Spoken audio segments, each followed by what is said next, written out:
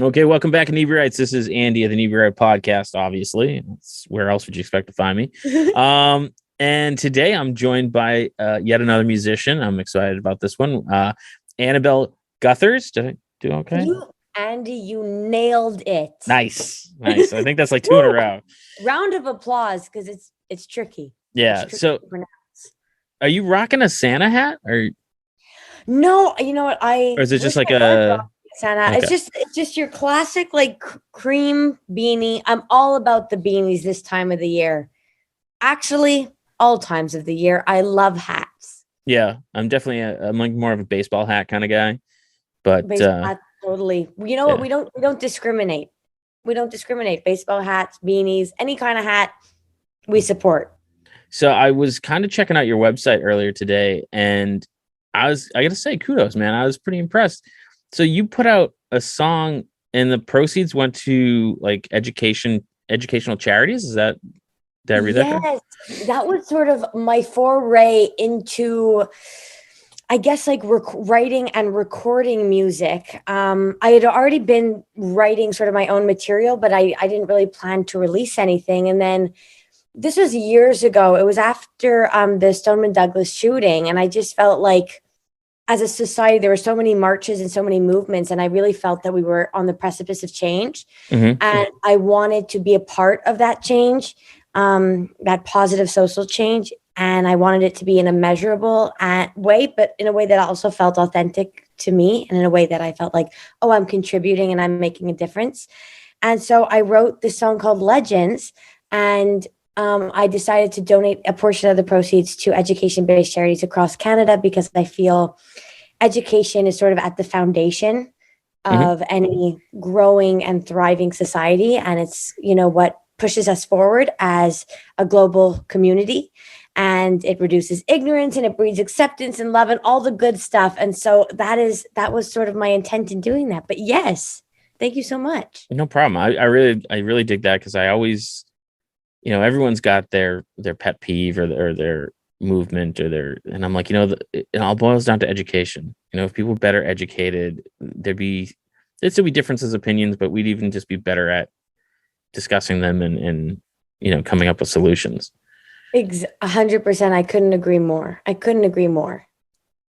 So you had that song, and I'm assuming it was quite successful, and then you decided to do an album and Yes, so at the time I didn't have a producer. It was really like everything was so new to me, and I knew I wanted to, do it professionally. I wanted the song to be as sonically cohesive as it could have been. And so I didn't know how to produce, and I was looking at different studios in Montreal, Canada, which is where I'm from. And I came across Studio Piccolo. And there I met Dominique Messier, who happens to work closely with Celine Dion. He is the most brilliant musician, producer, human being I think I've ever met.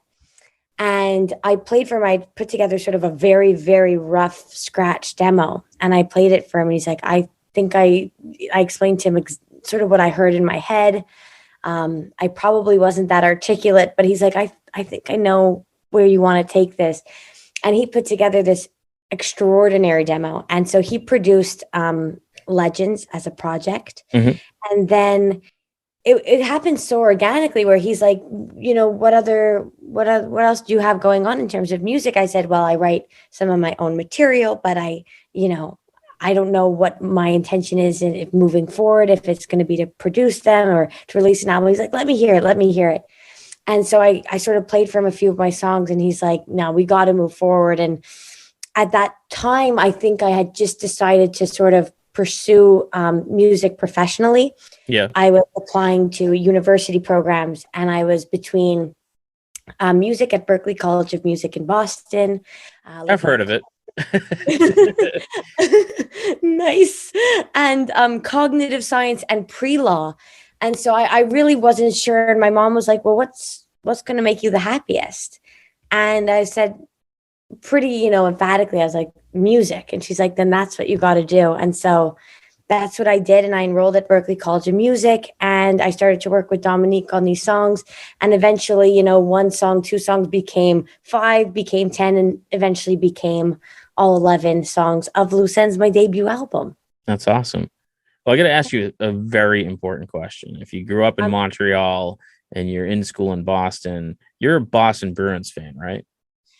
Oh my God. Okay. Well, 100% never. I think the Boston Bruins could be my least favorite team of all time. Yeah. Next, of course, the Toronto Maple Leafs. Okay. I wonder why that is. Like, with a burning passion. I used to watch hockey more, and then as I sort of got older, I wasn't able to watch as much. Just time, my schedule, homework. Of course, yeah. Life sort of got in the way. But when I watched, I got so emotional watching these games. I honestly don't even think, like, in hindsight, I'm like, probably really wasn't healthy for me. It's like the angriest I've ever been is watching the Habs play the Bruins or the Maple Leafs, always, because the stakes just feel so high. Oh yeah. For me personally, it's, for some reason I have an utter hatred of the Pittsburgh Penguins. Totally fair. Yeah. It's totally fair. I don't think I like any other team. The Habs, it's the Habs or nothing for me. But there's just a very special place in my heart in terms of, like, hatred. No, hatred's a strong word, but a very passionate dislike of the Toronto Maple Leafs and the Boston Bruins.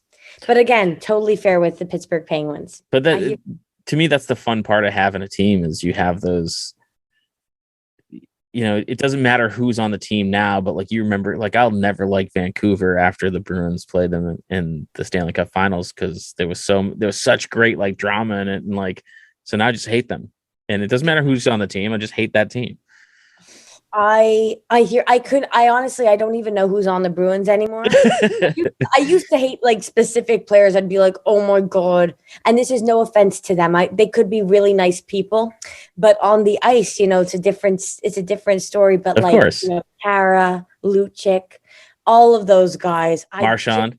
They brought out the worst in me. Yeah. Truly. So I honestly, I don't even know where they are today, but either way, Boston tainted. Totally tainted.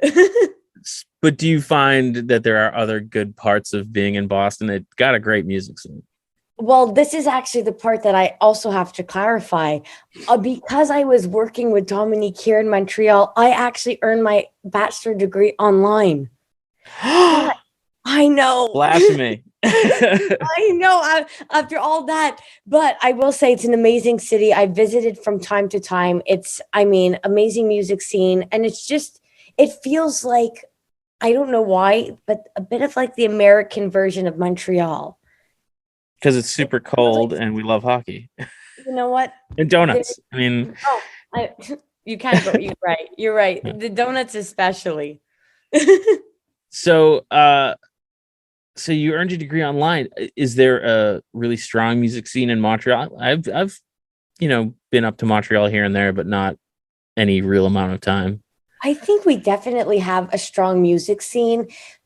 I really started putting out the majority of my catalog during COVID. Mm-hmm. So it's sort of hard for me to gauge because I haven't been able to perform live a lot, but we definitely have big music fans here, and I would venture to say that the music scene is similar in scope to the fandoms. So when you're writing your music, do you start with lyrics, or do you kind of strum away on the guitar and come up with a riff, or like what is your process in the writing? You're asking the great questions, Andy. I would say they come to me a little simultaneously, melody with lyric. Mm-hmm. And then I try and flesh that out, with a guitar or on keys. But I usually start with a lyrical and melodic idea that come into my head simultaneously. And usually I feel like it's in the chorus realm. It's usually part of the chorus. And then from there, I'll build outwards. I'll go to the bridge and then the pre-chorus. and just follow the song form. But it definitely depends. Also, I'm also earning now my master's of songwriting at Berkeley Nice. online as well. And so now I feel like my process is changing a little bit because Hmm. it's more, I'm sort of developing creativity more as a habit. So it's less by chance now, I would say, and more intentional. And for that reason, I'd say now I've been starting a little bit like, oh, I'll know what chord progression I want, or I'll be able to sort of pull something from an instrument, which is kind of neat, or from a song key or a mode. So it's a bit more intentional and a bit more technical now. Nice. Thanks. Now that you are obviously heading into a career in music opposed to doing it, as a hobby, has it changed for you in any way? Like for me, Inebri-art was always kind of my side hustle. In the past year, it's become a full-time thing. And I mean, there's always parts that I didn't enjoy, sending emails and social media and blah blah, the boring crap. And some days it kind of feels like a real chore. But do you have those days where you're like, oh, I don't want to have to record a video, or have to record the song again, or like does it feel like work yet? Or I don't know if it feels like work yet. I definitely have those days where I'm definitely not. I've never had a proclivity for social media. Mhm. So it took me so long even to get like Facebook or Instagram. I've never, again, the proclivity just has never been there. I was almost social media averse. It just felt like, to me, at least being on the outside, I was like, oh, this just feels like the worst part of society, like very narcissistic, and also just unhealthy, Yeah, for for a lot sure. of, especially teen girls, with all the statistics that are Hmm. coming out now. But I mean, it's definitely a great tool to connect with people and to engage with people, especially I'd say during COVID, during the pandemic, because I don't think I could have released music without it. And just, you know, creating those connections, which is so important, and just interacting with people, because I think that's ultimately what music is all about, is just, connecting with people emotionally. And when live shows, really, I guess we're there now, but connecting with people emotionally in like in a nice safe space, and uniting people, that's what it's all about. And so I think I've I've seen now the positive side of social media too, but that's definitely a bit more of a chore for me, keeping up with social media and posting frequently. So definitely, like the marketing promotional side doesn't come naturally for me. But I love writing, and I love making videos, or coming up with, conceptualizing the theme for a lyric video, and making sure the aesthetics are all cohesive. I love that part. And so I think that fuels me and keeps me going. And that part doesn't feel like work yet. Yeah, it's funny that you say that the marketing isn't your favorite, because I feel like a lot of artists in general are like that, where it's not. Marketing is very much a, hey, look at me, and the creative process is really, I mean, maybe some creative fields, but generally speaking, it's not. It's very kind of like introverted, and you're kind of like focusing inward. So the, hey, look at me, doesn't come natural for a lot of people. Yes, it definitely doesn't come naturally to me. So that's been a steep learning curve for sure, for sure. But I'd say the two things I love most are writing and performing. And so, you know, and all the other stuff that you got to do, you just have to sort of grin and bear it, Mhm. because that's what enables you to do what you love. But yeah, it definitely, it's a little uncomfortable. I'm like, oh, I don't like being like, look at me. It feels uncomfy. It feels like cheap, Yes, like, yeah. yes, yes. And it's not really. I'm like, ultimately, it's really like not. It's not about me. It's just about, It's more about like music being the vessel, and so just hoping that resonates with people, and that provides them with some form of cathartic experience. For me, that's really my priority. So less so about me as the artist, but more so about just what I'm creating, and hoping that lands with people. So you said you guys are starting to have live performances again. We're Americans. That's our right, damn it. And it doesn't matter what you insert. It's just we feel everything's our right. So we've been having music performances for a while, and some they've been outside and then indoors and then back outside. Like, is it just starting up again for you guys there? I think yes. Now, of course, we have the new variants, so Mm-hmm. things are always a little bit in flux, but they're definitely starting up again, and I'm excited. I'm excited to perform. I haven't, I haven't really performed my music live, so that's something that I'm really eager to do and really looking forward to. Which is in part why I just released. I did like the studio live session because Yep. we could do. I was able to perform my songs live with my band in a safe, a COVID safe setting, and so that's the closest thing that I've had to a real like live performance since COVID began. But I'm so looking forward to being in a shared space with people, and to really connecting with the audience, and because that's really what it's all about. So I'm counting down the seconds for that. Yeah. That session that you were referring to, was that live streamed, or is it just kind of recorded live and then put onto YouTube? It was recorded live and then put on. But you know what? Now that you say that, that's a fantastic idea because a live stream one would have been super fun as well. Yeah, it's a lot of musicians were doing it. We started doing it about this time last year. We called them the cellar sessions because we recorded I love or it. we live streamed them from the craft beer cellar, which is a friend of mine's store. And so That's we stuck the amazing. musician in the wine section, so their backdrop was all these wine bottles. And because all the local musicians, our town has a huge music scene, but they couldn't perform, and it was their livelihood. So we live streamed it and put up, like a Venmo, so people could tip them. And so, That's brilliant. I've said it since day one, which is today, but the Inebri-art just don't do it right. yeah, it's I kind of feel like I feel like all creative people are from the same cut from the same cloth, but like it seems like you really just want to have fun and enjoy what you're doing, and at the same time use it in a positive light. And I feel like we're kind of the same way. Like Inebri-Arts has two rules: one, it has to be inclusive, everyone is welcome, I love that. and two, it has to be fun, because otherwise what's the point of us doing it? I couldn't agree more. Inclusivity is so important. I also feel like music is just such an accepting craft, if that makes sense.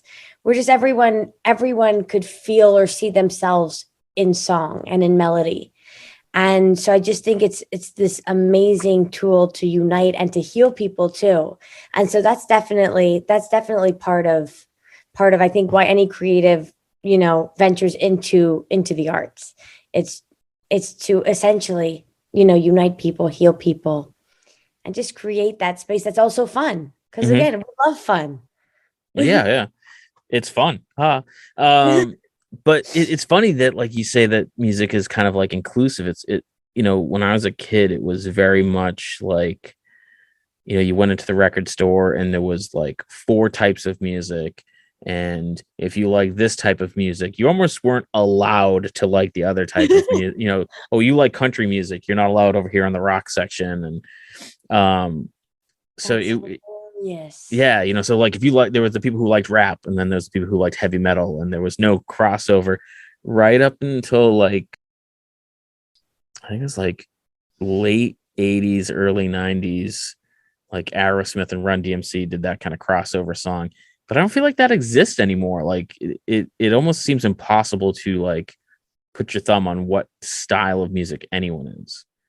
I feel like right now, especially, we're definitely, I feel like artists are venturing into different genres and different sonic, landscapes and soundscapes. And, the lines of genre are being blurred Hmm. more and more. And especially, when I was growing up, I was influenced and, my parents shared so their musical influences with me, and that they were just so contrasting and different.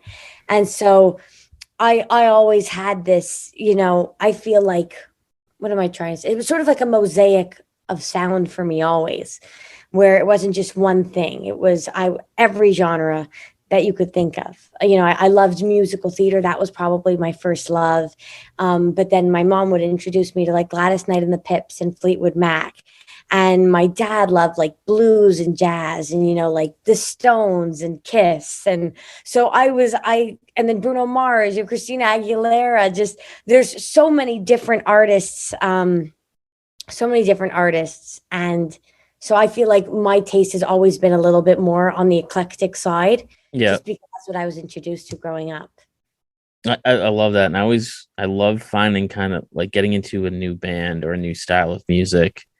And then you realize like, oh man, there's like this whole branch that I never even thought of. It never even occurred to me. And you kind of like start going down that YouTube rabbit hole at like 1 a.m, just be like, I'm going to listen to one more video. I am so familiar with the YouTube rabbit hole, Andy. It's problematic. Is there a genre of music that you aren't interested in like working into your like musical repertoire, but like you haven't yet, or you're not sure how? Or... I don't know if I've incorporated anything like metal. Yeah. Or probably not a lot of rap, but that's not to say that they're not, that there's not incredible music in that. I just, sonically, I don't think that they're necessarily reflective of me, at least where I am right now, Mm-hmm. and my sort of like who I am as a person. I'd say when I was writing music earlier, so like the music that's on Loose Ends, that was really just like organic, like really just what came to me. And I think that it was more acoustical and, really analog. And I think now moving forward, I definitely hear my writing changing a little bit more. And also, I'm learning to produce more and more, and just I'm really delving into different sounds. Like, so I'm very cognizant now of like, oh, what do I like from R&B? Oh, and what do I like from rock or pop rock? And how can I pull from all of those different genres to create, a sonic blend that I love. And I think that's coming through more and more. And I'd say like now, whereas before I pulled a lot, let's say from pop rock and a little bit of folk and country, I'd say now I hear a bit more pop in my work. I definitely hear more musical theater. I tend to be a bit of a theatrical person. I'm not gonna lie. My dad's nickname for me is Drama Bell. So I think that the theatrics are definitely coming through now in my productions and in my writing, and it's definitely more emblematic of who I am as a person, which is fun. And I think, as I continue to write, my sonic identity will become clearer and clearer as I sort of even discover myself more. Right. Yeah. Do you ever think about, the ones that jump to mind are like Kiss and Iron Maiden, and I saw a crazy Billy Idol show, but with these like set pieces and big theatrical things. Like, do you ever consider incorporating like that kind of thing into your stage performance? I'd love to. I'm sure it's like, Kiss is their theatrics are extremely expensive, so I'm not. Yeah, one day that would definitely be that would be sort of the dream, and is having like this amazing live show that's almost like a musical theater performance, with incredible set design and lighting design, and I mean just utilizing every aspect of like every creative field to Mhm. just create the best live show experience. It's so interesting. Somebody I think who did that incredibly, who I've seen live, is actually Taylor Swift. She has, she has the backup dancers and just incredible sets. And it feels like, oh, like this is like it's so distinguishable. It's like this is a Taylor Swift concert. Yeah. And it's amazing. And so I would definitely feel like I would veer towards that end of the spectrum if I was ever so fortunate to put on a live show that's so theatrical and so big. But then you have somebody I'm interjecting myself here. I'm That's like, fine. I'm like, oh my God. I'm going to take a break. You do the rest of the interview. Then you have someone like Bruno Mars, who has basically like no set design, but his stage performance is outstanding because he is such an incredible dancer, Mhm. and so engaging too, and so trying to just I would just try and be the best performer I can be and have the most incredible set design and theatrics, all the works for sure. That would be the dream. Yeah. What is it that you're listening to now? That's a great question. Not to bring up Taylor Swift again, but I'm No. I'm streaming Red, Taylor's version on repeat, the 10-minute version of All Too Well. It's going strong in my household here. I'm definitely listening to Olivia Rodrigo. I'm always listening to Fleetwood Mac, Stevie Nicks, Queen. I was referring to Stevie Nicks being a queen, but then I also listen to a lot of Queen. Yeah. and they're so theatrical, so their music is outstanding as well. Always Gladys Knight and the Pips, Elton John, Dua Lipa a lot, Harry Styles. I mean, I guess the list kind of goes on. Oh, the Beatles. I haven't seen their documentary yet. I just started watching that. My parents started watching it, and they say it's outstanding. So I can't wait to watch. I cannot wait to watch. Really, I don't want to say weird. It's just not. It's so. I almost feel like I shouldn't be watching. Really? Because it's so intimate? Yeah, because it's not, there's no like voiceover, there's no like real structure. It's them sitting and having their conversations, and them, I'm only like an episode or two in, so I can't be like spoiling too much, but like kind of discussing like some of the turmoil in the band, and and it's just like, this is so, I can relate it this way, is I don't feel too bad because they recorded on purpose. It's not like someone was spying on them. But if you have a visual artist with a sketchbook, you never just take their sketchbook and start flipping through it. You always ask for permission. And sometimes they'll say no. And that's totally okay. And it's just, it feels like I'm flipping through like a Beatles sketchbook, where like you can see the creative process and you can see how they work, and kind of the stuff that really doesn't necessarily matter to the creative process that happens it was really intimate is probably the best word for it, but it was not what I expected at all. Wow. I feel that, especially like, I feel like a band like the Beatles, because they are experts at their craft, mm-hmm. and you put so much into ensuring that you're crafting the product, the most quote unquote perfect product that you could create.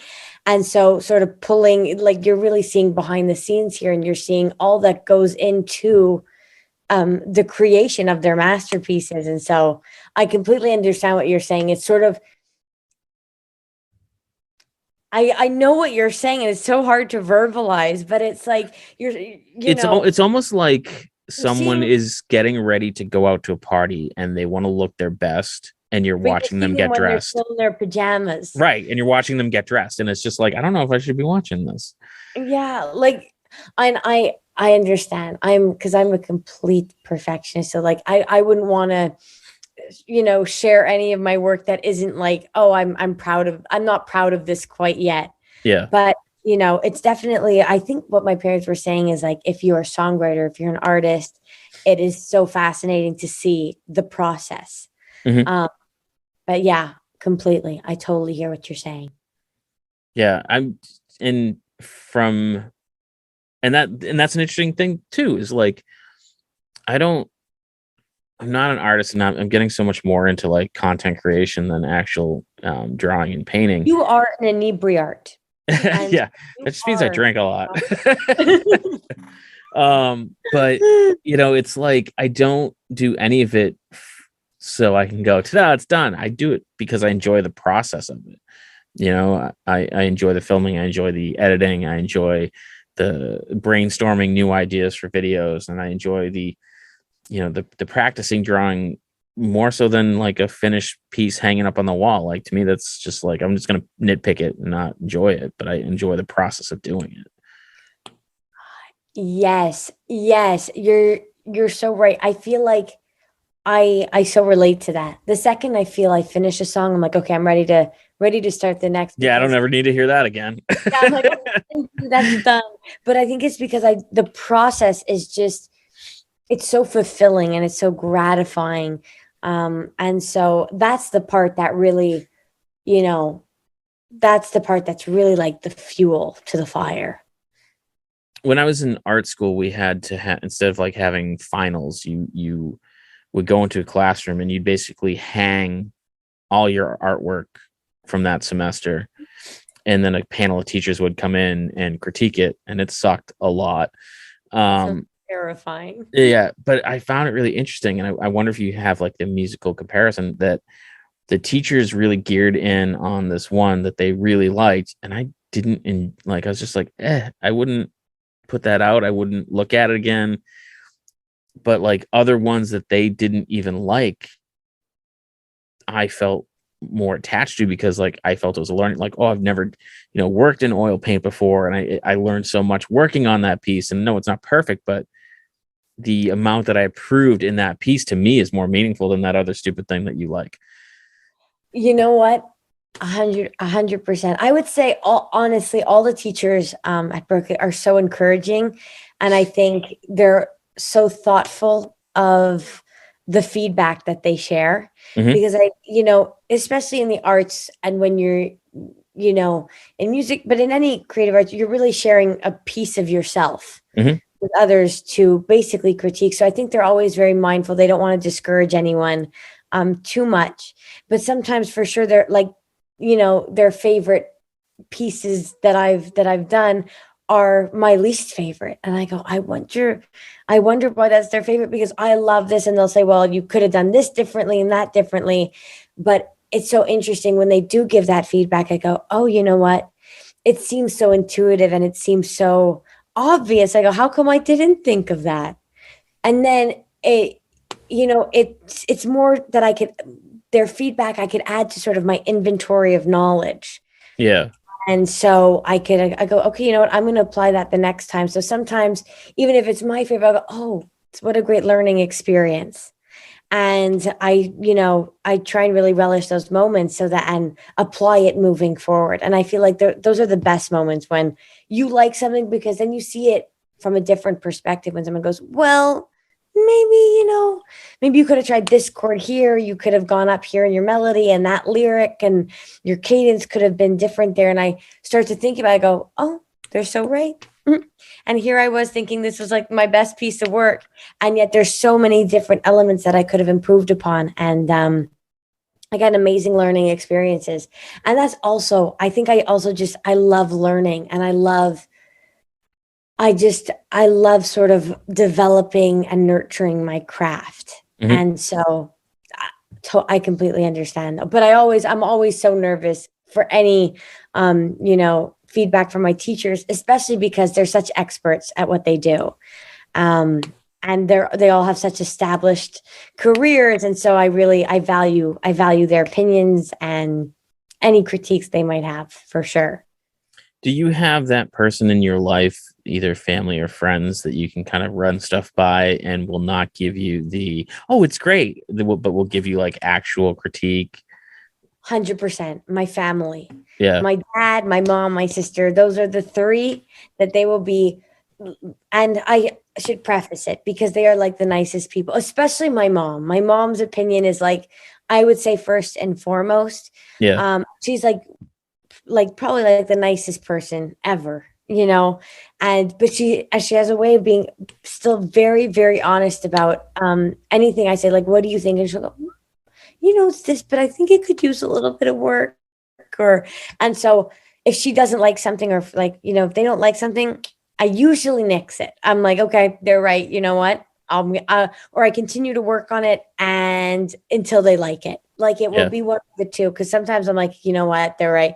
I don't think this concept or this melody is working, and I could, you know, feel confident about putting it to rest. But sometimes I'm like, no. And there was one instance when I was writing my album. I wrote this song called Wild Side.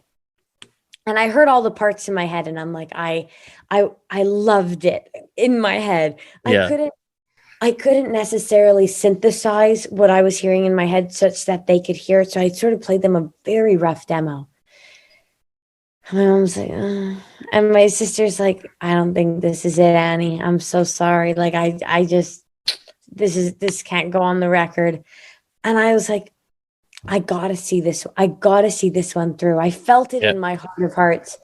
And I took it to the studio, and I had and Dominique developed it and, you know, fleshed it out, the production. And then Kevin Girouard, who's also Celine Dion's guitarist, and he is outstanding. We call him OMK for Oh My Kevin. And, and I just said, like the song suggests, just go wild. Just Yeah. do whatever you hear. I sort of gave sonic examples. I'm like if this is what your guitar could sound like, that would be ideal. But you know, whatever riff you have in your mind, you go for it, because you are, you know, you're the professional. Mm-hmm. And he just totally brought it to life and in this new direction. And now it's one of my sister's favorite songs on the album. Nice. So I felt like, you know, sometimes it's really important to just keep working at it and to really see it through. And I was like, if after all this you don't like it, I will happily scratch it, and I will say, you know what, maybe it's just really not it, and I'm just totally off base here. But after they both loved it, and so I was like, thank goodness I did it. And my dad always kind of liked it. It's probably more rock in terms of, you know, my material. So my dad's all about rock. So he's like, I liked it from day one. You know, it's that's like that process. That's the process that I think, you know, creative people really enjoy. There's so many times where I started drawing and I get, you know, maybe 5 or 10 minutes in, I'm like, ugh, I don't like it. But then you just kind of keep working at it. And after a while, I'm like, oh, you know, maybe I pulled it together at the end there. 100%. And I feel more rewarding when you're able to work through all of the obstacles to get a final product that you go, you know what, I like this. That's all the more gratifying. So I completely understand that for sure. Yeah, if it comes out the first time, what's the point, you know? What's the point? It's all about the struggle. That's right. I have to be miserable or this isn't fun. So what do you have scheduled? Are you gonna tour? How are you pushing the new album? Like what's the plan for 2022? Oh my gosh, I'm so excited. So the plan right now, tentatively, I would love to start performing live right now again with this new variant. COVID just puts touring live performances a little bit up in the air, but that's definitely going to happen in the foreseeable future. It's definitely on the agenda. Definitely working loose ends a bit more in terms of, you know, promotion, and I love performing these songs in any capacity, so that's always fun. But I'm also working on new material, and I think that we're going to be releasing some new songs in 2022. Nice.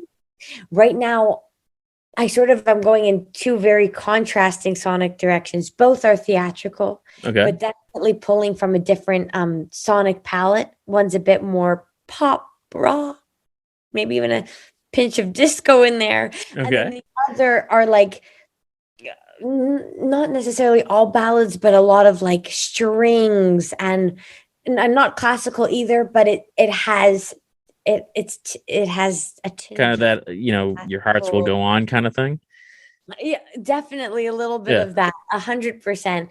And so more like adult, I guess, contemporary musical style. And so we're deciding what direction to go in first, but I think ultimately we're going to go a little bit in the pop direction. I'm going to release some of those songs. I have one that I'm particularly looking forward to, and we're still working out the production of it, because for some reason with this song I feel very precious about it, because I love the concept, and I want to make sure every every element is exactly how I hear it. And so, but it's called Retrograde, and that's probably going to be the first song that I'm going to release in 2022 that's original. So I'm so excited about that one. How do you determine, especially when you're so precious about something, when it's done? Like when do you like, okay, it's time for the baby to go and walk, like fly, little birdie.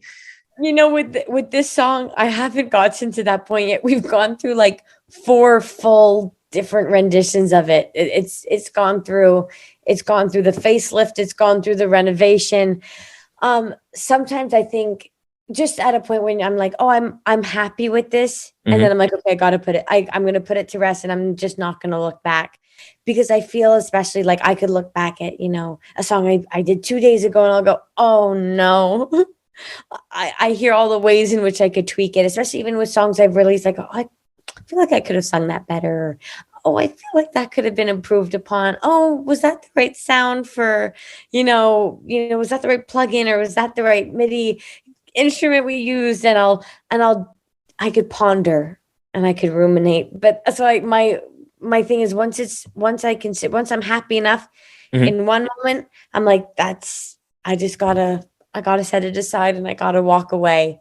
And that is a great challenge for me. That's something that I definitely have to work on. But so to answer your question, because I think I just went on a tangent there. That's what our whole show is. I was like, I think I just went on a convoluted tangent and didn't answer your question. So to answer your question, I don't know really when it's done.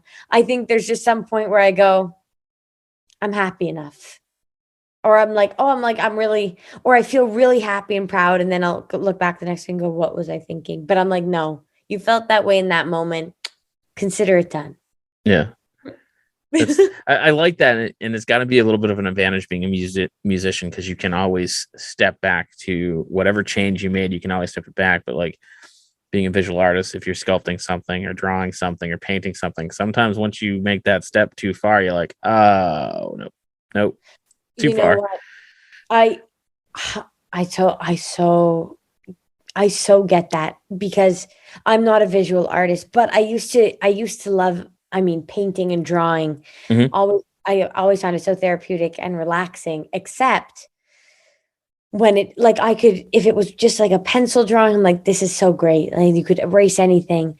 But when I used to take art lessons, and I used to work with oil paints, and everything felt so finite. Like the second, once it's on the canvas, it's on the canvas. Yep. And you got to work with it. And so that was always, of course you could paint over, but there's something about that medium that feels very like you can't really go back. Right. Because that's really interesting, because sometimes if I'm teaching someone to draw, the first thing I do is I take away their eraser. Oh no, Angie. Because they get so precious, kind of precious, or more just like, nope, that line's not in the right spot, and they'll erase it. No, it's still not in the right spot, and you erase it, and you get so hung up on that, they kind of lose that, like, let's capture the whole thing and develop the whole picture at once, opposed to like focusing on one line. Yes, 100%. I think that there's a malleability in the creation process of music, because it's so, it's not a tangible, tactile product. It's all, at least to start, it's also very digital. You're on your computer and you're working out the arrangements. And so in that time, you can really get to a place where you go, oh, I love this sound and that, melody. And you could go back and tweak it. And you could, especially working with like, DAWs, you could go in, they're so, what's the word I'm looking for? They're so dense. They're so, where you could go in and you could alter even the velocity of a sound, and just the capabilities and the parameters that you could alter. It feels infinite. And so it feels like a very safe space where you could go, oh, I could mess up, or like a demo, and you could re-sing it and get it until you feel confident with it. Whereas I feel like that, that capability might not be there again with visual arts, because it's a tactile product. Right. So, so and also you're dealing with a bit of a time constraint with like if you're painting, it's only wet for a certain period of Sure. time. Yeah. Or same with clay, like it's only malleable for before it dries out too. So there, you gotta work fast, and it's so challenging. So my hat's off to you. Yeah, you just made me think of because you're talking about how dense these programs are to work with and how many changes you can make. There was an artist, his name is Phil Henson, and he developed he was obsessed with kind of like pointillism, like images made of tiny dots, to the point where he gave himself nerve damage and he couldn't hold his hand still anymore. Oh my God. And so he's like, oh my God. And he's like, I used to have all these options, and, now he was starting to kind of do okay for himself. So he had all this money, and he kind of fell into this creative lull where he's like, I just don't know what to do anymore. And he found, by giving himself limitations and to focus less on what he couldn't do, but what he could do with this disability, like, injury, whatever, that limitations made him more creative instead of having every option possible. So he decided to, I think he was going to create a piece, and he limited himself to spending $2. And so it became like a drawing on Starbucks cups, because the Starbucks cups, he asked for like a handful of them, and they gave them to him for free. And it became this whole process where he got obsessed with like temporary art, where he did like a portrait of Amy Winehouse in frozen wine. And when it melted, it was gone. Yeah. And he did a portrait of Jimi Hendrix in matchsticks and then lit it on fire. Yeah. I think I've heard of this. Yeah. His stuff is amazing. And he's really, really interesting. That sounds incredible. And I concur. I feel like for sure limitations can sometimes help you have a clearer vision in a weird way, because sometimes just a world of endless possibility makes you feel overwhelmed. Right. You're looking at the end, but you're like, how am I going to do this? And there's just too many choices and too many decisions to make. And it sort of paralyzes you. But when you have limitations, you're able to go, okay, this is what let me, make the best product I can make with just these resources. And I think, that's like an amazing incredible example, though I'm sorry to hear about his nerve damage. That sounds terrifying. But it could definitely, he made it work. Made it work. So it brought out the best in him. And I'm sure a lot of artists feel similarly, for sure. Yeah. So where can our listeners go to find you online? So you said you're not a big social media person, but it sounds like you're there now. I am there. They can find me in all the places, on all the platforms, on all the things, on all the things. So Instagram, Twitter, Facebook, you name it. Again, I'm there. My handle is at Annabel Gutherz, ANNABELGUTHERZ. I'm on Spotify. I'm on Apple Music, all the DSPs. Again, you name it. Well, and I'm there. Annabel, thank you so much for coming on. This was an absolute pleasure. Andy, thank you so much for having me. This was too much fun. Yeah, honestly, you're amazing. Your energy is like, I hope it comes through to our listeners, because you are such a positive person. It's amazing. Thank you so much. But I want to say thank you. Round of applause to you, Andy. This was amazing. I had a blast here. Oh my goodness. And I want to say thank you to our listeners. But I want to say one thing in closing, Annabel. Yeah. Go Bruins.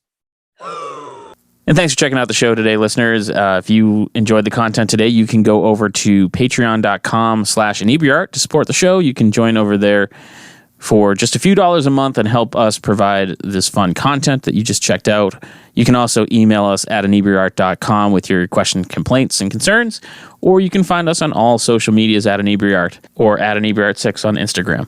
And also don't forget to check out our other shows, Bar Talk Podcast, Old Colony Cast, Inebri-art, and all the other shows on the Inebri-art Network, which you can find at Inebri-art.com. Thanks again for listening.